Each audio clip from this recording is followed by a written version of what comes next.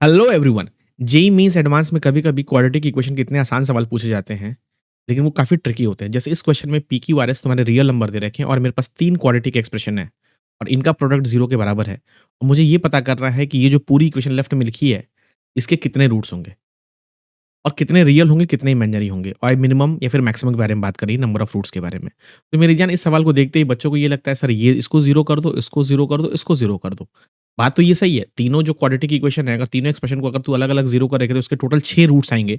But उसमें कितने real होंगे, कितने इमेजिनरी होंगे, ये तो मेरे डिस्क्रिमिनेंट के ऊपर डिपेंड करेगा। जैसे अगर तूने पहले का डिस्क्रिमिनेंट चेक किया, तो पहले वाले का वो बन रहा है तेरा पी स्क्वायर माइनस का 12 क्यू। अगर तूने सेकंड वाला डिस्क्रिमिनेंट चेक किया which is nothing but R square plus का 4 क्यू दिखेगा। और तूने अगर तीसरा वाला डिस्क्रिमिनेंट चेक किया which is nothing but S square minus 4 into minus 1 into minus 2 Q is nothing but S square और माइनस का 8 क्यू दिखेगा। अब मेरी जान यहाँ पे 3 चीज़ें हैं।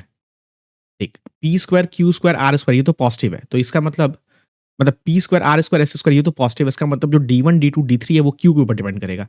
लेट्स से अगर मैंने क्यू को नेगेटिव रखा, तो मुझे यहाँ से दिख रहा है कि D1 which is nothing but P square minus 4 Q and D3 which is nothing but S square minus 8 Q. अगर क्यू नेगेटिव है तो ये -4 क्यू की वजह से ये -4 क्यू पॉज़िटिव हो जाएगा, -8 क्यू भी पॉज़िटिव होगा। यहाँ से मुझे दिख रहा है डी1 पॉज़िटिव हो जाएगा और डी2 भी पॉज़िटिव हो जाएगा।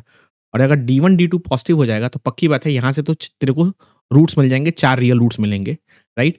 और डी2 के बारे में तू कमेंट कर पाएगा? डी2 के बारे में मैं कमेंट नहीं कर सकता हूँ कि डी2 के रियल रूट्स आएँगे कि इमेजिनरी रूट्स आएँगे because R square minus 4 Q positive भी हो सकता है, नेगेटिव भी हो सकता है depending upon the value of Q. तो यहाँ से दिख रहा है तेरे को मिनिमम मिनिमम इस केस में दिख रहा है minimum 4 real roots. Right.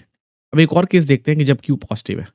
Let's say अगर मैंने क्यू को पॉजिटिव रखा तो इसका मतलब जो डी2 मुझे दिख रहा है which is nothing but R square plus 4 की यू तो 100% ये पॉजिटिव हो जाएगा। यहाँ से तेरे को 2 रियल रूट्स मिलेंगे।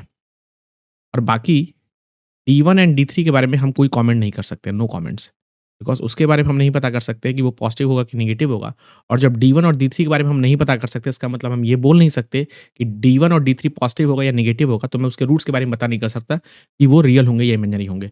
इन दोनों केसेस में मुझे ये तो पक्की बात है कि चाहे तू क्यू पॉजिटिव रख या क्यू नेगेटिव रख, अगर क्यू पॉजिटिव रखेगा तो 100% 2 रियल रूट्स मिलेंगे और अगर क्यू नेगेटिव रखेगा तो 100% 4 रियल रूट्स मिलेंगे। तो इस चारों ऑप्शन में जो सबसे बेस्ट सूटेबल आंसर है, वो तो यही लग रहा है मेरे को कि क्यू पॉजिटिव या क्यू नेगेटिव में कम से कम 2 रियल रूट्स तो मिलेंगे ही मिलेंगे। इसका मतलब इसका ऑप्शन होगा बी।